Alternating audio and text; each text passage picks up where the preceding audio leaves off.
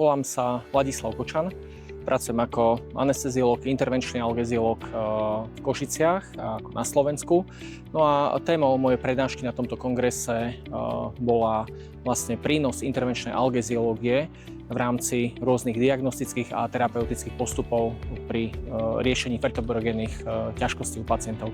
V podstate tá intervenčná algeziológia zapadá do nejakého konceptu celkovej liečby bolesti alebo starostlivosti o pacienta, čiže je to nejaká súhra viacerých odborov. To znamená, že ak rehabilitačný lekár má ťažkosti s nejakou liečbou, s nezaberajúcimi napríklad postupmi, tak možno nie je zle toho pacienta predtým nejako dovyšetrovať v rámci aj nejakých testovacích blokád, funkčných takých našich vyšetrení, ktoré robíme v rámci algeziológie. Jedná sa o takú spoluprácu medzi odborov.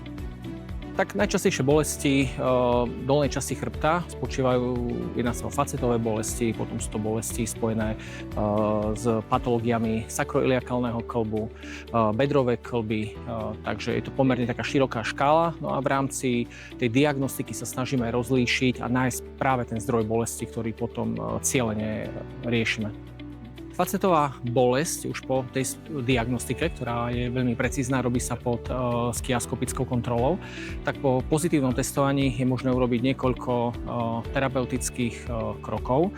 No a tie vlastne denervačné výkony, ktoré boli sledované, či už kryoablácia, radiofrekvenčná ablácia alebo endoskopický debridement, kapsulotomia, dekapsulotomia pactového púzdra boli vlastne sledované v rámci prospektívnej randomizovanej multitentickej štúdie. No a tieto výsledky, ktoré sme nakoniec zhrnuli, boli publikované v časopise Spine. Z porovnania v rámci 24 mesiacov, ktoré sme robili, všetky tri tieto vlastne procedúry vychádzajú rovnako.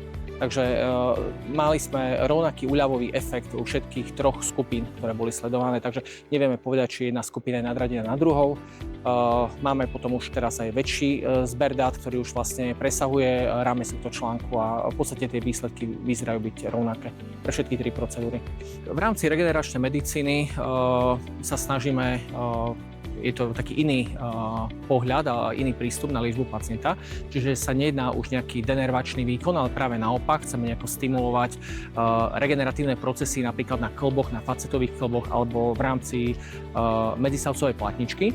No a v súčasnosti to spočíva buď v aplikácii plazmy obohatenej o trombocity alebo aplikácii kmeňových buniek z kostnej drene. Ďakujem za pozvanie.